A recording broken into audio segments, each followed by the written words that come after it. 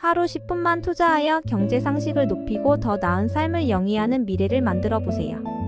구독과 좋아요는 저에게 많은 힘을 줍니다. 그럼 시작합니다. 가상금리. 기준금리의 신용도 등의 차이에 따라 달리 덧붙이는 금리를 가상금리라고 한다. 예를 들어 은행이 대출금리를 결정할 때 고객의 신용위험에 따라 조달금리에 추가하는 금리를 말한다.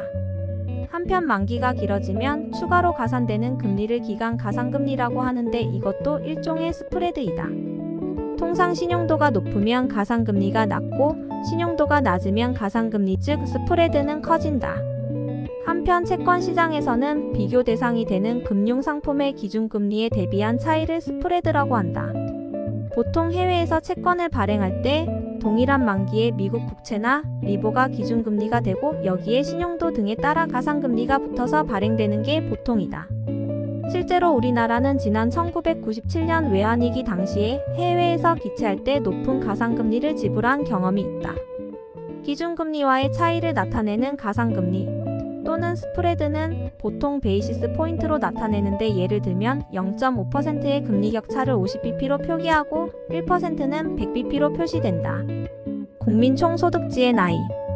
국민총소득은 한 나라의 국민이 생산활동에 참여한 대가로 받은 소득의 합계로서 외국으로부터 국민이 받은 소득은 포함되고 국내 총생산 중에서 외국인에게 지급한 소득은 제외된다.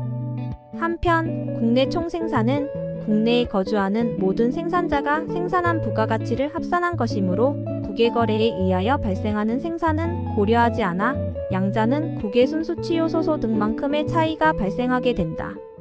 즉 국민총소득은 국내 총생산에서 국외순수치요소소득을 더하여 산출할 수 있다. 국내 총생산 GDP. 한 나라의 영역 내에서 가계, 기업, 정부 등 모든 경제 주체가 일정 기간 동안 생산활동에 참여하여 창출한 부가가치 또는 최종 생산물을 시장 가격으로 평가한 합계로서 여기에는 국내에 거주하는 비거주자인에게 지급되는 소득도 포함된다. 한편 가격의 적용 방법에 따라 명목 GDP와 실질 GDP로 구분되며 명목 GDP는 국가 경제의 규모나 구조 등을 파악하는 데 사용되며 실질 GDP는 경제 성장, 경기 변동 등 전반적인 경제 활동의 흐름을 분석하는 데 이용된다. 뱅크런. 은행의 대규모 예금 인출 사태를 가리키는 말이다. 금융시장 상황이 불안하거나 은행의 경영 및 건전성 등의 문제가 발생하면 예금자들은 은행에 맡긴 돈을 보장받을 수 없을 것이라는 불안감에 저축한 돈을 인출하게 되고 은행은 지급할 수 있는 자금이 부족하게 되어 패닉 상태에 빠질 수 있다. 이를 뱅크런이라 부르며 예금보험공사는 뱅크런과 이로 인한 금융 불안정을 방지하기 위해 예금자 보호법에 의해 5천만 원까지의 예금을 보호해주고 있다. 물가지수.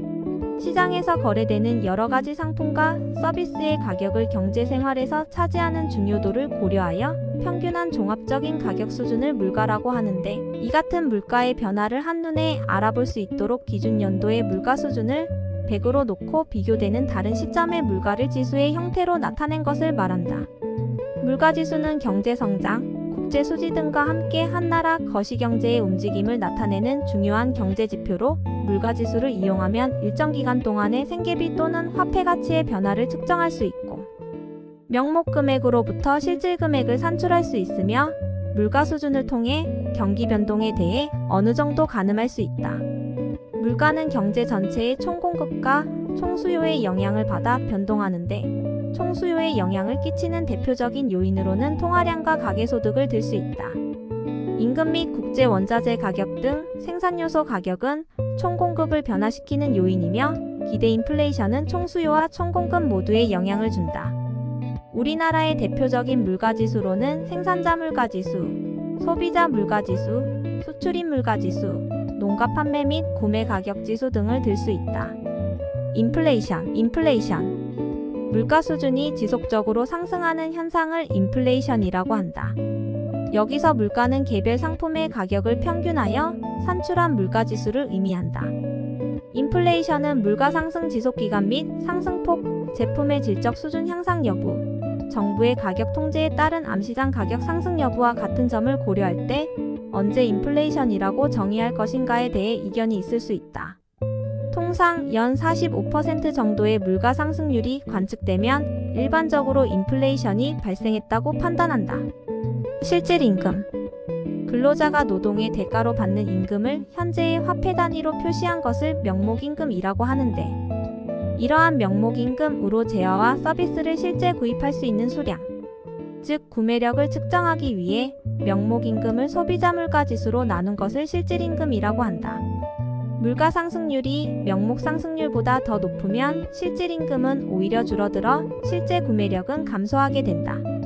경제 성장률. 일정 기간분기 또는 연간 중 한 나라의 경제 규모, 즉 국민소득 규모가 늘어난 정도를 백분율로 표시한 것이다. 국민소득은 생산활동의 범위나 생산물의 가치평가 방법 등에 따라 여러 가지 개념으로 나뉘지만 경제성장률을 계산하는 데 가장 일반적으로 쓰이는 국민소득은 각 경제활동 부문에서 창출해낸 실질 부가가치의 합계, 즉 실질 공대 총생산이다. 따라서 경제성장률은 대부분의 경우 실질 GDP 증가율을 의미한다. 한편 수 개년 동안의 연평균 경제성장률을 계산하고자 할 때에는 복리 연율의 산식을 이용하여 연평균 경제성장률을 산출한다. 경제협력개발기구 OECD. 제2차 세계대전 직후 유럽경제 보흥 지원을 위해 설립되었던 유럽경제협력기구 OEC의 18개 국가, 미국, 캐나다 등 총 20개 선진국이 1960년 12월에 설립한 국제기구이다. 설립 목적은 상호정책 조정 및 협력을 통해 회원국의 경제성장과 금융안정을 도모함으로써 세계 경제 발전에 기여하고 각국의 건전한 경제성장을 촉진하며 다자주의와 비차별 원칙에 입각하여 세계무역 확대에 기여하는 것이다. 회원가입은 최고이사 결정기구인 이사회의 초청에 의해 회원국의 만장일치로 이루어지는데, 1990년대 들어 신흥시장국 및 체제전 황국의 문호를 개방하면서 회원국 수가 크게 늘어나기 시작해 2022년 8월 말 현재 총 38개국이 회원으로 가입해 있다. OECD는 이사회, 전문위원회, 사무국 외에도 각종 부속기구 및 특별기구로 구성되는데, 이사회의 경우 회원국 강요가 참석하는 강요이사회, OECD 주재 회원국 대사가 참여하는 상주대표이사회로 나뉜다. OECD의 활동은 주로 위원회 및 산하작업반을 통해 이루어지는데 경제성장과 안정, 국제무역, 개발원조, 금융, 다국적 기업, 투자, 통계 등 다양한 분야에서 회원국 간 정책 경험을 공유하고 글로벌 현안에 대한 정책 방안을 연구하는 한편 주요 사안에 대한 규범 제정에도 큰 역할을 하고 있다. 우리나라는 1995년 가입 신청서 제출 이후 가입 조건에 대한 협의를 거쳐 1996년 12월에 가입하였다. 국제금융시장. 국제금융시장이란 국경을 넘어 자금의 수요와 공급을 연결해주는 시장 또는 모든 거래 메커니즘을 말하며 두 가지 의미로 사용된다.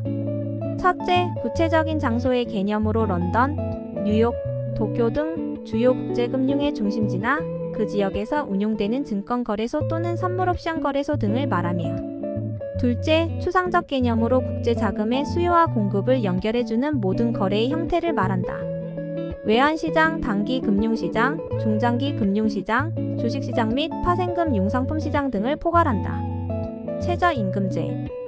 국가가 노사 간의 임금 결정 과정에 개입하여 임금의 최저 수준을 정하고 그 이상 임금을 지급하도록 강제함으로써 근로자를 보호하는 제도이다.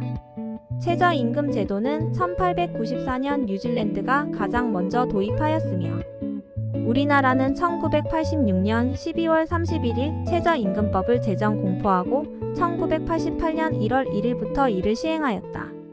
최저임금제를 도입하는 목적은 임금의 최저 수준을 보장하여 근로자의 생활 안정과 노동력의 질적 향상에 이바지하고 임금 격차를 완화하여 소득 분배 개선에 기여하며 근로자의 생활 안정 및 근로자의 사기 진작을 통해 노동 생산성을 향상시키고 적정 임금을 지급하여 공정 경쟁을 촉진하는 등으로 다양하다. 현행 최저임금법 및 동법 시행령에 따르면 고용노동부 장관은 매년 8월 5일까지 다음 연도 중 적용할 최저임금을 결정하여 고시해야 하며 최저임금액보다 적은 금액의 임금을 지급하는 경우에는 3년 이하의 징역 또는 2천만 원 이하의 벌금이 부과된다. 긴축정책. 경기 과열 우려가 있는 경우에 재정 또는 통화정책으로 국민의 소득을 감소시켜 재화 및 서비스에 대한 수요를 위축시키고 경기의 과열을 방지하려는 정책을 긴축 정책이라고 한다. 경기가 과열되어 물가급 등에 대한 염려가 커지면 정부나 지방자치단체는 예산을 편성 실행함에 있어서 지출을 삭감 억제함과 동시에 공채의 정리 및 신규 모집을 하지 않는 정책을 취한다. 세입 일부를 다음 연도로 이월하거나 공정 이율의 인상을 중심으로 하는 금융 긴축 조치 등도 시행된다. 한편 중앙은행은 물가급 등에 대한 우려가 커지면 시중에 유통되는 통화량을 줄이거나 금리를 인상한다. 이렇게 되면 두 경우 모두 국민의 소득을 줄이게 되고 소득이 줄어든 국민은 재화 및 서비스에 대한 소비를 줄이게 되어 물가가 하락하게 된다.